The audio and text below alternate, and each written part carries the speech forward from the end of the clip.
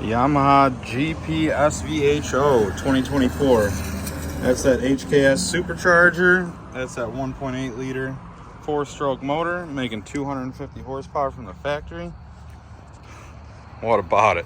All right, first thing you want to do is hook up your water supply. You want to make sure your engine's on first before you hook all that up, but that's right underneath the rear seat there. Twist and lock. Got plenty of water coming out the rear and out of the cooling system. So you don't want to turn that on until after the jet ski is running, or else you're going to be throwing water right into your motor, which is not where you want it. I got one of these oil extractors from Harbor Freight. Got on sale for 70 bucks. I think they're up to like 140 now. This was an open box one. But yeah, just sucks oil right out. Just keep pumping it until you get all bubbles. So after you're finished draining the oil out of there, you're going to want to loosen up your oil filter. Oil filter number is going to be 69J-13440-04. That's the Yamaha part number for the oil filter. But the oil looks pretty clean in there. It's only got 10.5 hours, so here's the new unit. So you always want to peel that off. You want to put a little bit of oil around that seal ring. Just use the old one. Should give it enough. Perfect. Nothing on your hands then. So this is going to tighten down there, going away towards the back of the unit to tighten it back up. Just hand tight, maybe another 1/8 of a turn. So this is a pretty tight fit in there, so I go through the back hole from the opposite side of the ski, and we're going to tighten towards the back of the unit here. Again, you want to just hand tight and then put the wrench on there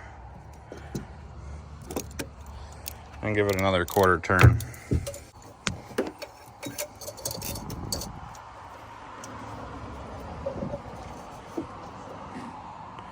So there you go.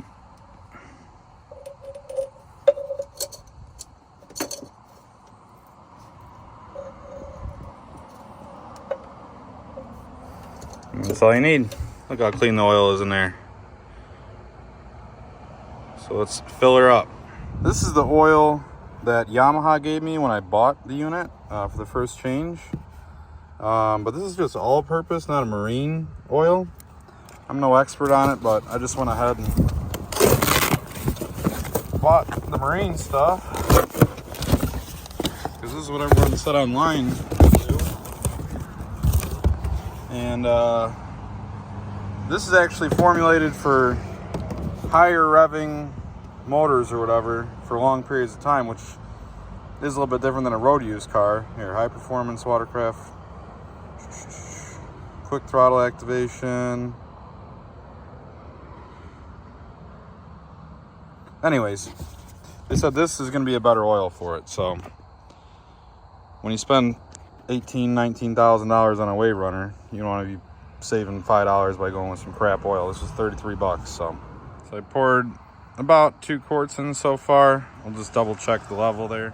And we're not even at the bottom hatch yet. All right, I think we got just about 3 quarts in there. So we're going to check the level now.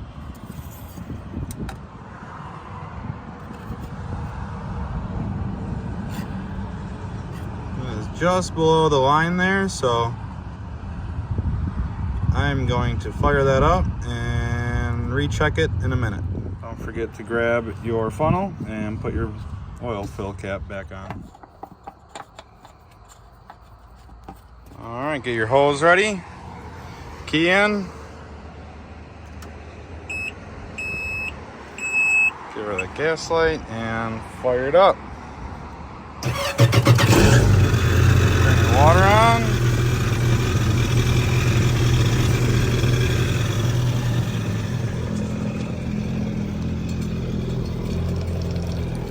There we go.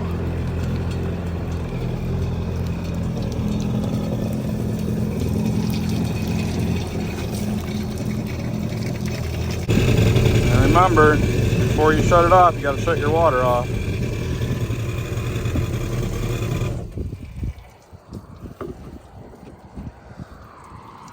go.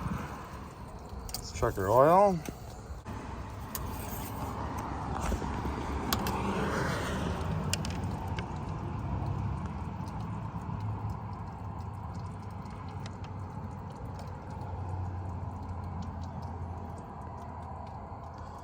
It's so clear, it's hard to tell.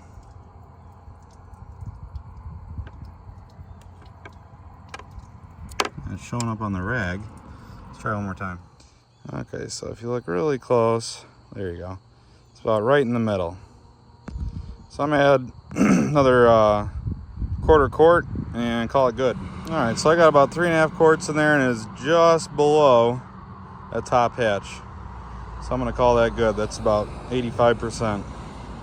I guess if you overfill these things, you can get blow by or wherever the oil will go back into your intake and clog up your intercooler. So you want to be precise with this and take your time. So start and stop it a couple times with your water and keep rechecking your fill, because 4 quarts is just a little too much. I also heard somebody say something about the oil filter wrench. This is a Harley Davidson one, but I heard something about 73 millimeter is the size. So either adjustable one like this or the exact, I think it's 73 mil.